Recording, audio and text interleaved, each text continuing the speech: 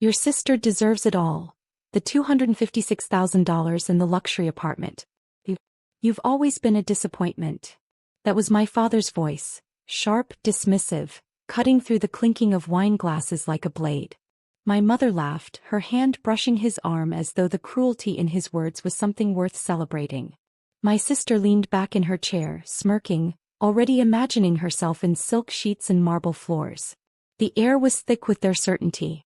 Their belief that I was nothing more than the shadow in the family, the one they could mock, humiliate, and discard. And yet they had no idea. Hi everyone, my name is Elena. And if you stay with me, you'll see how silence can become the loudest kind of revenge. I had stayed quiet for years. Through every insult. Through every family dinner where I was the punchline, the failure, the waste of space. But silence isn't weakness. It's storage. And on that night, when their laughter filled the dining room like smoke suffocating the walls, I decided it was time to release what I had been holding back. I pushed my chair back slowly, letting the wooden legs scrape the floor just enough to make the room fall silent. My heart was pounding, but my voice was calm. Interesting, I said, eyes sweeping across their smug faces. Since I signed those papers over 6 weeks ago. The shift was immediate. My mother's face froze mid-smile. My father's glass trembled in his hand, the amber liquid inside rippling like it had heard the truth before he did.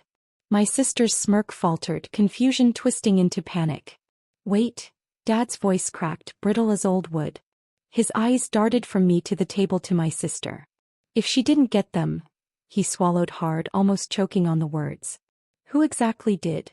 The chandelier above us hummed with the silence that followed, the kind of silence that weighs more than words.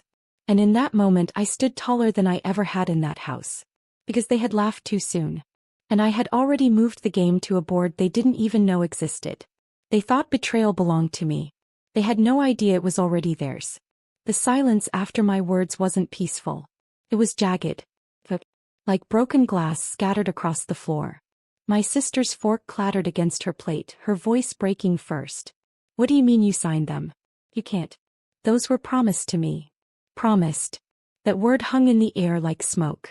Promises in my family were currency. Traded, flaunted, dangled like bait. And I was always the one starved at the end of the hook. I leaned my palms on the table, meeting her eyes. I mean exactly what I said. 6 weeks ago the papers were signed. Not in your name. My father set his glass down too quickly. A splash of whiskey stained the white tablecloth, spreading like a bruise. You're bluffing. You don't have the power. I cut him off with a laugh that didn't sound like me. It was colder, sharper. Years of swallowing humiliation had changed its flavor. You think I'm bluffing? Then tell me, Dad, why hasn't the realtor called you back about that apartment? His jaw tightened. His silence was my confirmation.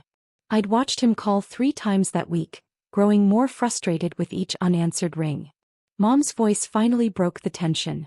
This is ridiculous. You were always too weak to make moves like this. Who helped you? Who put this idea in your head? Her words were meant to sting, as though independence from their control had to be impossible. But I didn't flinch. Who helped me? I repeated softly. No one. It's amazing what you can do once you stop waiting for family to treat you like one. My sister pushed back from the table, rising to her feet. This isn't over. That apartment, that money, it's mine. Her certainty almost made me laugh again. She had no idea how far I had gone. She thought this was a squabble over inheritance. She didn't see the trap, the quiet decisions, the signatures already sealed with ink. I stood straighter, my voice steady, my heart pounding like a war drum only I could hear. No, sister. It was yours. Past tense. For a moment the chandelier flickered above us. The whole house felt smaller, like walls closing in on them, not me. And as my father's hand shook against the table and my mother's lips pressed into a thin, silent line, I realized something. They weren't angry because they lost. They were terrified, because they didn't yet know who had won. My sister's voice cracked like glass under pressure. Then who, Elena? Who did you give it to? Some boyfriend? Some stranger off the street? Her desperation rang louder than her arrogance now. It was almost poetic, the shift from smug certainty to trembling fear. I didn't answer her right away. Instead I walked toward the window, pulling the curtain aside. The city lights glowed in the distance, Thousands of little sparks against the dark sky. For the first time they felt like mine. Not a stranger, I said at last, turning back slowly. Someone who actually believed in me when you all didn't. Someone who reminded me that my name carried weight even when this house tried to strip it away. My father slammed his fist on the table. The plates rattled, silverware jumped. Enough games, Elena. Tell us. I met his rage with silence. I had learned long ago. Silence unnerved him more than any shout. Mom's eyes narrowed, suspicion coiling like a snake. It's the lawyer, isn't it? You always had a way of tugging at people's pity. I almost smiled at that. They thought pity had been my weapon. Oh, it had been patience. It wasn't pity, I said softly. It was trust. And trust signs contracts you'll never see coming. My sister was pacing now, shaking her head like she could undo the truth if she moved fast enough. You wouldn't dare. That money was meant for me. The apartment. I stepped closer, letting my words slice through her spiral. The apartment is no longer available to you. Neither is the money. And soon, neither is the control you've all clung to for years. The words sank in slowly. Like ice melting drop by drop until the water floods everything. Dad's voice dropped to a whisper, hoarse and raw. Then, who exactly holds it now? I let the pause stretch, savoring the weight of their anticipation. Then I leaned forward, placing both hands on the table between us. You want to know who? I asked. My voice was steady, unshakable. Then maybe you should have cared enough to notice who I became when you weren't looking. Their eyes darted, searching each other, searching me. Panic rising. And in that moment I saw it clearly. The fear of people who suddenly realized the throne they sat on was made of paper. And the fire was already lit. My sister's nails scraped against the polished oak of the dining table as she hissed. You're lying. You don't even have the backbone to do something like this. I tilted my head, watching her unravel. Funny, I murmured, because the backbone it took was the very thing you never saw in me. You were too busy laughing. Her lips parted, but no sound came. Dad leaned forward, his voice low as though softening it might make me fold. Elena, listen. We can fix this. We'll bring the papers back under the family's name. You can keep a portion, maybe even live in the apartment with your sister. That's fair. Fair. The word burned. Fair had never lived in this house. I straightened. I didn't sign them over to any of you. And I won't. Because for once in my life, I chose someone who wouldn't use my worth as a weapon. Mom's face twisted. Then who, Elena? Who? I let the question breathe between us. Their desperation tasted sweet, like freedom rising in my chest. Finally I said it. I signed them over to myself. The room went still. Not quiet, still. As though even the air forgot how to move. Dad's knuckles turned white around his glass. Impossible. You'd need a co-signer, a witness. I had both, I cut in. And before you ask, no, it wasn't any of you. My sister stumbled back into her chair, eyes wide, her certainty dissolving. You took everything? I nodded, my voice calm, almost tender. No. I reclaimed what you tried to steal before it was ever yours. The chandelier light shimmered across their stunned faces. For once, their power didn't fill the room. Mine did. Mom's whisper trembled. But why? Why would you betray us like this? I leaned closer, every syllable deliberate. Betrayal? Oh. Betrayal was raising me like I was invisible. Betrayal was mocking me at every turn, stripping me of dignity, of a place in this family. What I did tonight wasn't betrayal. I straightened, my voice cutting the air clean. It was justice. The word rang against the walls, echoing in the silence they couldn't escape. And deep inside I saw it, the first crack in their fortress of certainty. Because for the first time they weren't looking at the daughter they could laugh at. They were staring at the woman who had learned how to take everything back. The silence after my confession was a storm contained in glass. My father's chest heaved, his pride breaking faster than his words. My sister's hands shook in her lap, clutching at nothing as though she could still hold the future that had already slipped through her fingers. And then came the bargaining. Elena, Dad began, his tone suddenly gentler, almost pleading. You don't understand the responsibility of handling that kind of money. Let me guide you. We'll manage it together. You'll still benefit. I almost laughed. Guide me? This was the same man who guided me into silence for years. who taught me that my worth ended at the bottom of his whiskey glass. I'll manage just fine, I said softly, firmly. Mom leaned in, her smile brittle. Think of your sister. She has plans, dreams. Taking this from her will destroy her. I looked directly at my sister, who avoided my eyes, staring at the polished floor instead. Funny, I whispered, because for years I had dreams too. And every time this family destroyed them before they could even take shape. My sister snapped her head up, her voice cracking with rage. You're nothing without us. You'll mess it all up, and when you do you'll come crawling back. Her words might have cut me once. Tonight they bounced off like stones against steel. I leaned forward, my voice measured. You really think I signed all this away without knowing exactly what I'd do? Well, I've already planned. Already invested. Already secured what none of you thought I was capable of. The shock in their eyes was priceless. They thought this was a victory snatched in impulse. They had no idea it was months in the making. Dad's voice trembled. Invested? Into what? I allowed myself a slow smile. Into myself. Into a future you never pictured for me. Into something that doesn't have your fingerprints on it. The chandelier swayed slightly above us, as though the house itself leaned closer to listen. For the first time I didn't feel small at their table. I felt inevitable. You see, I said quietly, you raised me in the shadows of your arrogance. But shadows don't stay shadows forever. Their faces blurred in my vision, fear and disbelief melting into one truth. And in that moment I knew, they finally realized they weren't just losing money or property. They were losing me. The air in the dining room grew heavier, charged, as though every breath carried sparks of panic. My father's eyes darted to my mother, then to my sister. They didn't see me anymore. They saw what they'd lost. And then, as I knew they would, the schemes began. Dad's voice shifted, low and cold. We'll contest it. You must have tricked the lawyer somehow.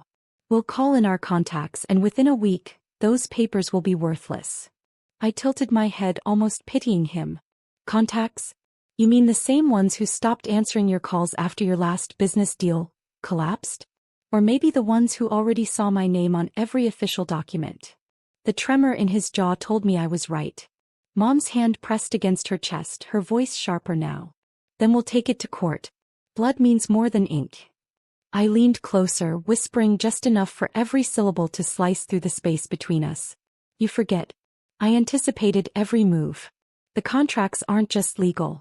They're binding, witnessed, sealed, and protected. Challenge me and you'll lose more than papers. You'll lose the last scraps of respect you pretend to own. My sister slammed her palm against the table, her face blotched with fury. You think you've beaten us? You've only started a war, Elena. And I promise you, you'll regret this. For the first time all night I allowed myself to smile. Not wide. Not triumphant. Just steady. The smile of someone who has already walked through the fire and come out colder. War. I murmured. No, sister. This isn't a war. This is the end of one. You just didn't realize it until tonight. The chandelier flickered again, the light bouncing off the silverware like fragments of a mirror. Their faces stared back at me, fractured, desperate, cornered. And I knew then that their panic wasn't just about money or marble apartments. It was about power. The power they thought they'd hold forever. But tonight that power shifted. And it wasn't returning. I straightened, my voice calm, final. You can scheme, you can threaten, you can whisper to anyone who will still listen. But none of it changes the truth. The game was over before you even knew you were playing. Their silence confirmed it. The empire they built on arrogance had collapsed, and they were still sitting at the table, pretending the ruins weren't already at their feet. The dining room had become a cage of their own making, heavy curtains trapping in their fear, the chandelier above swinging faintly as though the house itself trembled with them. My sister's glare burned holes through me. You think this makes you powerful? You're still the weak one. You'll collapse under the weight of that money. I let her words pass over me like wind. Weak. That word had chained me for years, carved into my skin by their laughter, hammered into my chest at every family gathering. Tonight it turned to ash. You're wrong, I said softly. Because I didn't just take the money and the apartment. I transformed them. Their eyes snapped to me, all three at once. I invested everything, I continued, my voice steady, deliberate, into a foundation. One that carries my name. One that funds education, housing, and opportunities for people like me, people you've spent years mocking, ignoring, stepping over. Dad's lips parted, but no words came. Mom shook her head in disbelief. You started a foundation? You. I nodded. Yes. And it's already registered, already operating. 6 weeks in motion. You thought I'd crumble with a bank account. But I built something you can't touch, because it doesn't just belong to me. It belongs to every person it helps. My sister scoffed, her laugh brittle. Charity? That's what you did with it. You gave away what was ours. Our. I repeated, my voice sharp enough to cut the word apart. No. It was never yours. And I didn't give it away, I multiplied it. Every donation that flows in now has my signature at its roots. My name on every banner, every scholarship, every brick laid in a home. You wanted me invisible. Now my name is carved into permanence. The chandelier light caught on my sister's tears, angry, hot, uncontained. Dad finally spoke, his voice broken. So, we've lost it all? I leaned forward, my eyes steady on his. No. You lost me. That's the part you never considered. Money can be replaced, apartments can be rebuilt. But the daughter you ridiculed into silence? She's gone. And in her place stands the woman who no longer needs your approval, or your blood. The weight of the words sank into them like anchors in deep water. And for the first time in my life I didn't just feel free. I felt untouchable. The table that once felt like their throne now looked like a battlefield they'd lost without ever knowing the war had begun. My mother finally broke the silence, her voice trembling. Elena, we're still family. You can't just erase that. Family. That word. They used it as a shield when they wanted loyalty, as a sword when they wanted to wound. But never as a sanctuary. I looked at her, at all of them, faces pale, eyes hollow. Family isn't just blood. It's how you treat someone when they have nothing to offer you. And by that definition, you stopped being mine a long time ago. My sister choked back a sob, anger bleeding into despair. So what now? You leave us with nothing? You walk away and pretend you're better than us. I exhaled slowly, letting the moment stretch. No. I don't pretend. I know I am. I rose from the table. The scrape of my chair echoed through the room like a final verdict. My footsteps toward the door were steady, unhurried. The sound of freedom learned, not given. At the doorway I paused and turned back one last time. They looked smaller now, diminished, like kings stripped of crowns they never truly earned. I want you to remember this night, I said. My voice didn't rise, it didn't need to. The night you laughed at me, and realized the joke was never mine to carry. It was yours. Every insult, every humiliation, every moment you tried to make me feel like nothing, I stored them. And tonight I returned the balance. The chandelier flickered once more, its light trembling across their faces, illuminating what I'd always wanted to see, the collapse of certainty, the birth of doubt. My father's glass, forgotten in his hand, slipped, shattering on the floor. None of them moved to pick it up. I turned, opened the door and stepped into the cool night air. The city stretched out before me, alive, humming, wide open. And for the first time I wasn't walking away in shame. I was walking toward something that was mine. Behind me the house sat in silence. Ahead of me, the world carried my name on the winds of something greater than revenge. Freedom. And in the echo of my own footsteps I felt it, not the end of a battle, but the completion of a story they never believed I could write. One they would never escape.